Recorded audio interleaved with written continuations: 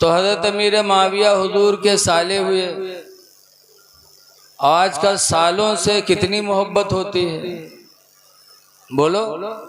अपन भाई से बोलचाल न रहे, लेकिन साले से बड़ी दोस्ती रही। भाई से खानदान नहीं और साला आ जाए तो का पावे का साले खवाए नहीं। बोलो भाई, ये सब कोई कुंवारे बैठे हो यार। आजकल सालों से बड़ा प्यार है। ऐसे ही साली बहन की शादी हुई तो भैया दारे जल्दी न जे, कहे बड़कवा नहीं जाते हम कहे जी, मंजिलका नहीं पैसा देते हम कहे दिए। और साली की शादी हुई तो अकेले जिम्मेदारी उठाई ली, लागत है बप्पा वही हुई। बहन से प्यार नहीं, साली से प्यार है। और कुछ तो अत्ता प्यार करते हैं कि क्या बताएं। साली यही खिदमत करे खातिर अपने बहन के, और धीरे धीरे बहन हुआ ऐसा पटिया ही साली कही है कि मेहरुआ ठोकर मार दी और साली की तरफ घूम जाएगा। हजरत ज़करिया अलैहिस्सलाम का ज़माना था। एक बादशाह था जो अपने साली पर आशिक हो गया और साली से भी निकाह करना चाहा। हजरत ज़करिया ने कहा हराम है, हराम है, हराम है। दो सगी बहन एक निकाह में जमा नहीं हो सकती। बादशाह ने कहा ज़करिया मसला बदलो वरना हम कत्ल कर देंगे। हजरत ज़करिया कहते हैं जान तो जा सकती है लेकिन खुदा के फरमान में कोई बदलाव नहीं हो सकता। हराम है, हराम है। दो सगी बहन एक मर्द के निकाह में नहीं रह सकती। तो बादशाह ने हजरत ज़करिया के कत्ल का हुक्म दे दिया। जब कत्ल करने वाले हजरत ज़करिया का पीछा किए तो हजरत ज़करिया ने जान बचाने के लिए वतन छोड़ दिया, लेकिन कत्ल करने वाले साथ नहीं छोड़े। हजरत ज़करिया भगे तो रास्ते में एक पेड़ मिला खोखला, तो उसी में हजरत ज़करिया जाके छुपे। अल्लाह के हुक्म से वो खोखला दरख्त मिल गया। हजरत ज़करिया अंदर हो गए और जो पीछे से दौड़त रहा हुआ गए तो भौचक्का के हाँ यहाँ तक देखा था ये का हुई गो, किसी तरफ नजर नहीं आ रहा है, कहाँ चला गया।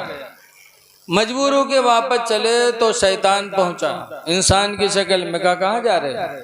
क्या ज़करिया को मारने आए थे? यहाँ तक दिखाई पड़ा, उसके बाद लापता हो गया। शैतान ने कहा मैं बताता हूँ। लेके गया दरख्त के पास तो हज़रत ज़करिया अंदर छुपे थे तो उनके चादर का एक कोना थोड़ा सा बाहर ही रह गया। शैतान ने कहा देखो इसी के अंदर है, चादर का कोना है अंदर है। लोगों ने कहा हाँ यार बात तो सही है, तो कैसे मारा जाए? जब शैतान ने कहा था आरा लाओ, आरा लाया गया। शैतान ने बताया इसको ऐसे ऐसे चलाओ। चलाया गया। जब आरा चलते चलते हजरत ज़करिया के सर पर पहुंचा तो अल्लाह ताला ने फरमाया ज़करिया उफ न करना, वरना सब्र करने वालों के नाम से तुम्हारा नाम निकल जाएगा। हजरत ज़करिया ने उफ तक न किया, आरा चला। हजरत ज़करिया बीच से कट गए, दो टुकड़े हो गए बदन के। लेकिन हजरत ज़करिया ने अल्लाह के फरमान में कोई बदलाव नहीं होने दिया। हराम है तो हराम है, हलाल है तो हलाल है। आज हम हालात से मुतासिर हो के हराम को हलाल कह देते, हलाल को हराम कह देते। ये अल्लाह वालों की शान नहीं है। बहरहाल बात दूर चली गई। हजरत अमीर माविया हुजूर के साले हैं और साले से आदमी को प्यार होता है। हुजूर को भी हजरत अमीर माविया से मोहब्बत थी, इसीलिए हुजूर दुआ मांगा करते थे अल्लाहुम्मा जअलहु हादियम महदिया। या अल्लाह अमीर माविया को हिदायत वाला बना दे और हिदायत देने वाला बना दे। मेरे नबी ने दुआ मांगी। दूसरी दुआ में सरकार ने फरमाया अल्लाहुम्मा अल्लिमिल मुआवियतल हिसाब वल किताब। अल्लाह मुआविया को हिसाब का इल्म दे दे और कुरान का इल्म अता फरमा दे। मेरे नबी ने दुआएं मांगी है और जिसके लिए नबी ने दुआ मांगी, नबी की कोई दुआ रद्द नहीं हुई। आला हजरत फरमाते हैं कि इजाबत का सेहरा, इनायत का जोड़ा, दुल्हन बन के निकले दुआए मोहम्मद सल्लल्लाहु अलैहि वसल्लम। इजाबत ने झुककर गले से लगाया, बढ़े नाज से जब दुआए मोहम्मद सल्लल्लाहु अलैहि वसल्लम। तो इतना प्यार था हजरत मेरे माविया से मेरे पैगंबर को। अब आज हम उनके उम्मती होकर के अगर उनसे दूरी इख्तियार करें तो हमसे बड़ा बदनसीब कौन हो सकता है। रसूल करीम सल्लल्लाहु अलैहि वसल्लम की बेटी फातिमा अहले बैत में है। हुजूर सल्लल्लाहु अलैहि वसल्लम का विसाल हुआ रबीउल अव्वल 11 हिजरी में, और उसके बाद 6 महीना तक फातिमा जिंदा रही। लेकिन बाप के विसाल के बाद 6 महीना फातिमा दुनिया में रही, लेकिन इतना गम था, इतना गम रहा फातिमा को 6 महीने में कभी वो मुस्कुराई नहीं, हंसी नहीं आई जबान पे। इतने बाप के गम में रहती थी। कहा करती थी, ए रोशन दिन, जो मुसीबत मेरे ऊपर पड़ी, अगर ये मुसीबत तेरे ऊपर पड़ती तो ए रोशन दिन तू तारीकी से बदल जाता। बहुत गम था। और 6 महीने के बाद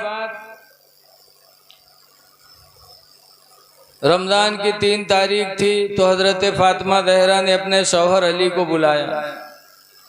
अब बुलाने के बाद फरमाया, अय अली, आज रात मेरी रुखसती की रात, आज रात मैं इंतकाल कर जाऊंगी, लिहाजा कुछ वसीयतें सुन लो। पहली वसीयत तो यह है कि मेरे मरने के बाद मेरे ऊपर रोना चिल्लाना नहीं, सीना न पीटना। फातिमा ने मना फरमाया। आज हम लोग रोते हैं, लेकिन रोने से कोई भला होने वाला नहीं। रोते हैं, कुछ तो ऐसा रोते हैं लगत है कि इन्हों साथे चल दे हैं। और ज़्यादातर पतोइया जो जिंदगी में सास ससुर का खाना न पूछी, ससुरा अपने शौहर का पगला के अलग कैली, बहन से बोले नदी बहनन से रिश्ता खत्म करा दी। वो पतोइया जब सास मरत है तो असुरोवत है, अराई गिरी धूं से, फिर लोग उठाइए, फिर धराम से गिरी लागत है। सबसे ज्यादा गम यही कही है भवा। अल्लाह खूब जानता है, रोने से क्या फायदा। आला हजरत सरकार फरमाते हैं, आँखें रो रो के सुजाने वाले,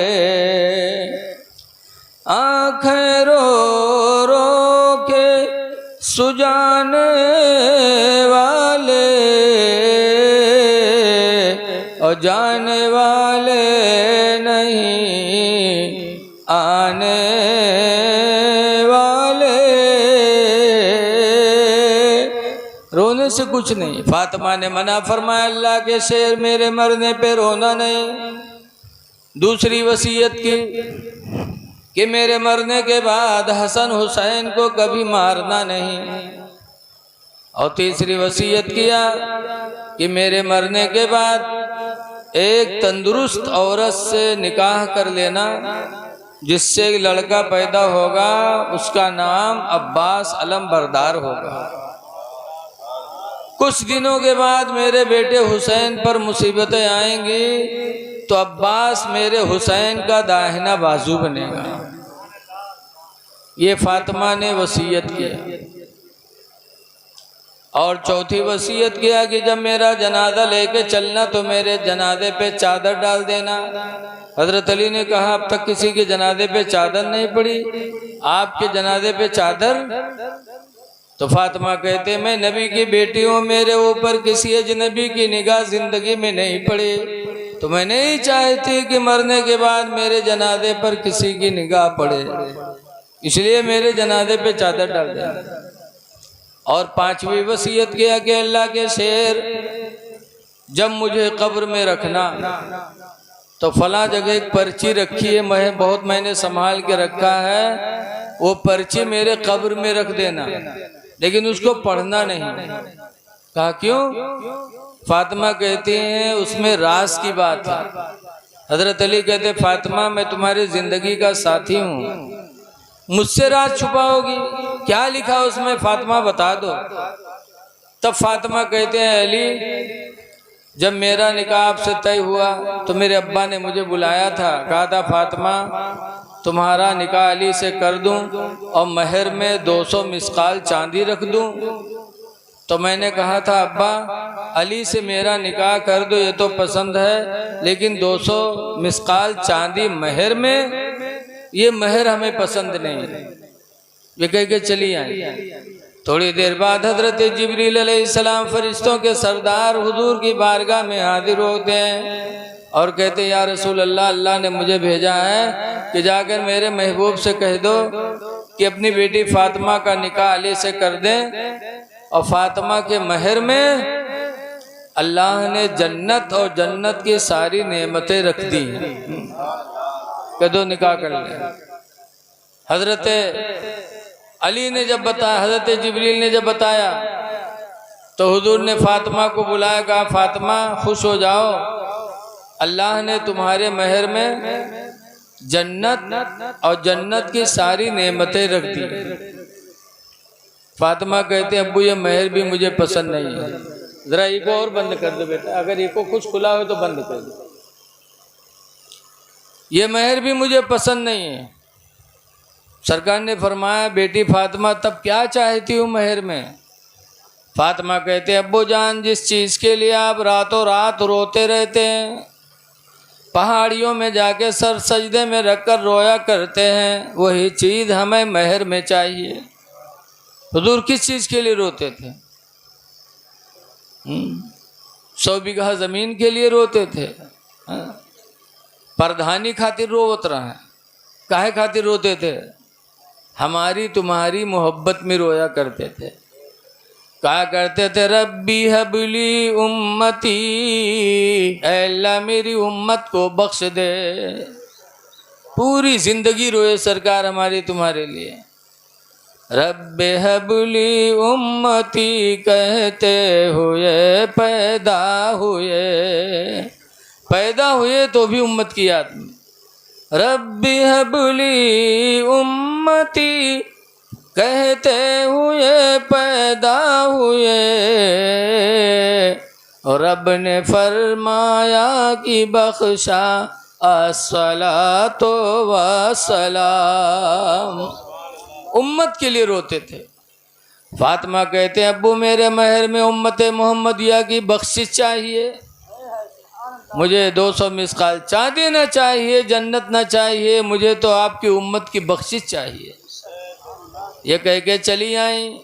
थोड़ी देर बाद हजरत जिब्रील एक पर्ची लेके हुजूर की बारगाह में आए और उस पर्ची में अल्लाह ने लिखा था जाल तो शफात उम्मती मुहम्मदिन सदाक़ा फातिमा, कि मैंने फातिमा के महर में उम्मत मोहम्मदिया की बख्शिश मैंने कर दिया। अल्लाह ने पर्ची में लिख के दिया था तो जिब्रील ने हुजूर को दिया, हुजूर ने फातिमा को दिया। फातिमा कहते हैं अय अली वो पर्ची मैंने संभाल के रखी है, फला जगह रखी है, कब्र में जब रखना मुझे तो पर्ची रख देना, ताकि कल क़यामत के दिन अगर मेरे अब्बा का एक उम्मती अगर जहन्नम में गया तो वही पर्चे लेकर उस अल्लाह की बारगाह में जाऊंगी, कहूँगे अल्लाह तूने मेरे महर में मेरे अब्बा की उम्मत की बख्शिश रखी है, फिर ये उम्मती कैसे जहन्नम में जा रहा है?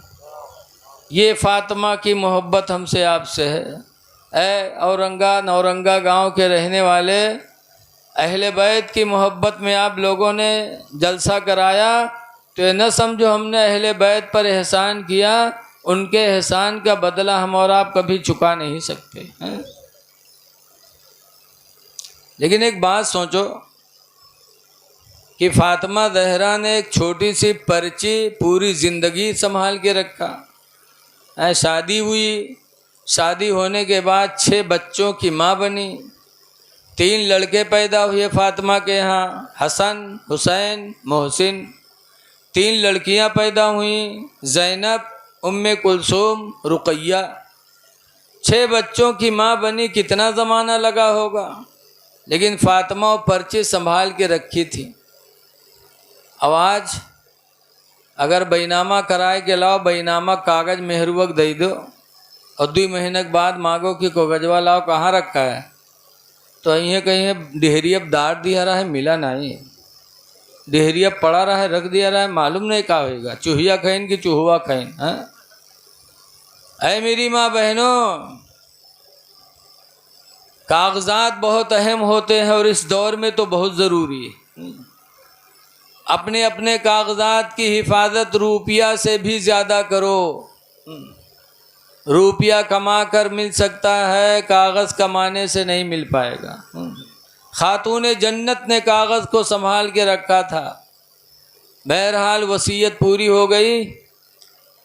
हज़रत फ़ातिमा ज़हरा की वसीयत पूरी हुई, उधर मलकुल मौत आ गए रूह निकालने।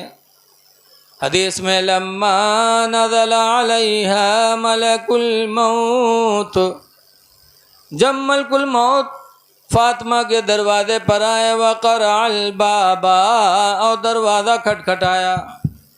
फातिमा पूछती हैं कौन? कहा मैं मलकुल मौत हूँ, रूह निकालने आया हूँ।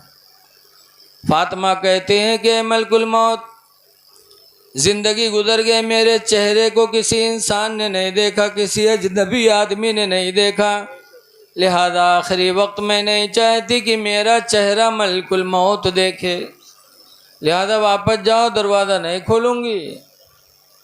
हदीस में है मलकुल मौत वापस चले गए। फ़क़बदल्लाहु रूहहा, तो खुद अल्लाह ताला ने फातिमा की रूह को कब्ज़ फरमाया।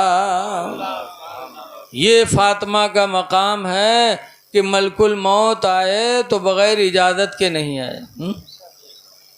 एक दफ़ा रमज़ान का महीना पूरा हुआ, ईद का चाँद निकल आया, मदीने में बड़ी चहल पहल की, सुबह ईद है। हसन हुसैन आए, कहने लगे अम्मी ईद का चाँद निकल आया, कल ईद है, मदीने में सबके कपड़े बने हैं, अम्मी हम लोगों के कपड़े नहीं बने। फातिमा कहती हैं सुबह कपड़ा आएगा। ये कह कर के बच्चों को तसल्ली दे दिया। रात हुई, सारी दुनिया सो गई, तो फातिमा ज़हरा ने वज़ू बनाया और वज़ू बना के 2 रकात नमाज़ पढ़ी और नमाज़ पढ़ के दुआ मांगी, या अल्लाह तो खूब जानता है कि कल ईद है, मदीने में सबके जोड़े बने हैं, मेरे बेटे हसन हुसैन के जोड़े नहीं हैं, या अल्लाह तेरे ज़ात पर उम्मीद करके मैंने वादा कर दिया है, परवरदिगार मेरे बच्चों के जोड़े का इंतज़ाम कर दे। फातिमा ने रात में दुआ मांगी। सुबह हुई तो हज़रत जिब्रील अलैहिस्सलाम, फरिश्तों के सरदार, 2 जोड़ा जन्नती जोड़ा 2 लेकर फातिमा के दरवाजे पर आए और दरवाज़ा खटखटाया। फातिमा ने पूछा कौन? कहा अहले बैत का दर्जी आया हूँ, हसन हुसैन का जोड़ा लेके आया हूँ। अल्लाह ताला ने जन्नती जोड़ा हसन हुसैन के लिए भेजा है। जिब्रील भी आए तो दरवाज़ा ही पे खड़े हैं, बग़ैर इजाज़त के जिब्रील भी नहीं गए। मलकुल मौत तो अब से चले गए और जिब्रील को भी बग़ैर इजाज़त के अंदर आने की इजाज़त नहीं मिली। क्या दर्जा था अहले बैत का। आला हज़रत के छोटे भाई मौलाना हसन रज़ा फरमाते हैं कि बे इजाज़त जिनके घर जिब्रील भी जाते नहीं, बे इजाज़त जिनके घर जिब्रील भी जाते नहीं, क़द्र वाले जानते हैं क़द्र शान अहले बैत, क़द्र वाले जानते हैं क़द्र शान अहले बैत। ये फातिमा का मकाम है कि मलकुल मौत आए तो पूछत हैं, अच्छा बताओ हमरे तुमरे यहाँ मलकुल मौत कभू पूछत हैं? देखा जाता है बप्पा बीमार हैं, लेटे हैं खटिया, अब लड़का चारों तरफ से बैठे हैं, अब्बा ही बात अब्बा वो बात अत्ते में यहाँ चिल्लाने लगा, कहीं हाय बप्पा गए सट से गायब, किधर से मलकुल मौत आए, किधर रूह लेके चले गए, किसी को पता नहीं है। और ये कुछ मजहब यानी हमारी ही लाइन के रहने वाले वहाबी देवबंदी कहते हैं कि हम भी बशर वो भी बशर। बताओ, रसूलुल्लाह की बेटी का मुकाबला नहीं कर सकते हैं। इनके एक मौलाना कहे हैं तो मुल्कुल मौत पैखाने में धके दबाए दीना, पैखाने में इंतकाल हो गया। अल्लाह ताला ने अपने बंदों के मरातिब अलग अलग लिखे हैं।